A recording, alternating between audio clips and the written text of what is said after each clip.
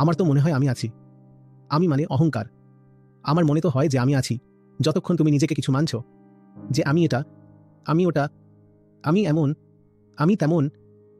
তুমি নিজেকে যেটাই মানছো, প্রশ্ন করো নিজেকে যে এই দাবিটা যাচাই কিভাবে করা যাবে। শুধু মেনে তো আমি নেব না। আমি এবার যেই বুঝে গেলাম যে আমি তো কিছু হয়ে গেছি ভাই। এটা এই কারণেই বলে হয়তো, কারণ মনে হয় যেন এটা কোনো ইলিট ক্লাসের প্রশ্নের মধ্যে আসে যে ভাই আমার জীবনের উদ্দেশ্য কি। এতটা হিউমিলিটি দেখানো হয়। মহারাজ, গুরুজি, আমি আমার জীবনের উদ্দেশ্য জানি না, দয়া করে আমাকে আলোকিত করুন। তুমি হাম্বল ব্যক্তি নও, তুমি অযোগ্য ব্যক্তি। তুমি এমন দেখাচ্ছ যে তুমি জানো না, কিন্তু আসল কথাটা হলো তুমি কোনো একটা ধারণাকে নিয়ে একদম জেদ ধরে বসে রয়েছ।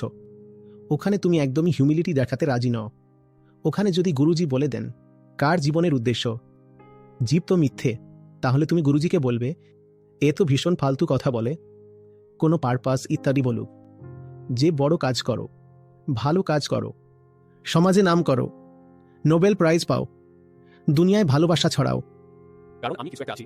কারণ আমি কিছু একটা আছি। ভাই, ভালোবাসা ছড়ালেও এটাই প্রমাণ হয় আমি কিছু তো একটা আছি। অহংকার মুচকি হাসে। দেখা তাই যদি জীবনের উদ্দেশ্য জানতে চাও, তাহলে সেই উদ্দেশ্যটা এটাই যে জীবকে জানা, খুঁজে দেখো। এই যে বলছে যে আমার জীবনের উদ্দেশ্য কি, সে কোথায় লুকিয়ে আছে, খুঁজো তো তাকে। কে সে, কে সে, আর তাকে যদি খুঁজতে যাও তো তার আর কোথাও দেখা পাওয়া যায় না। পারপাস অফ লাইফ, এই প্রশ্নটা করে ফেলা খুব সহজ, আর যে আসল প্রশ্নটা আছে সেটা থেকে প্রাণ বাঁচিয়ে পালানো। এই যে প্রশ্নটা, এটা এক ধরনের ষড়যন্ত্র, যাতে আসল প্রশ্নটা লুকিয়ে থেকে যায়। বাহ, আপনি এখানে যেমন মাশাআল্লাহ খুব সুন্দরভাবে বোঝালেন যে আসল প্রশ্নটা যে আছে সেটা পারপাস অফ লাইফের নয়। আসল প্রশ্নটা হলো হু এম আই। আর যেই মুহূর্তে নিজেকে বুঝতে শুরু করব, তো আমি যে এতদিন যেটা ভাবছিলাম যে আমি কিছু একটা, সেটা আর কিছু না থেকে হয়তো সবকিছুর সাথে এক হয়ে যায়, দুনিয়ার সাথে। I guess the seer does not survive the scene.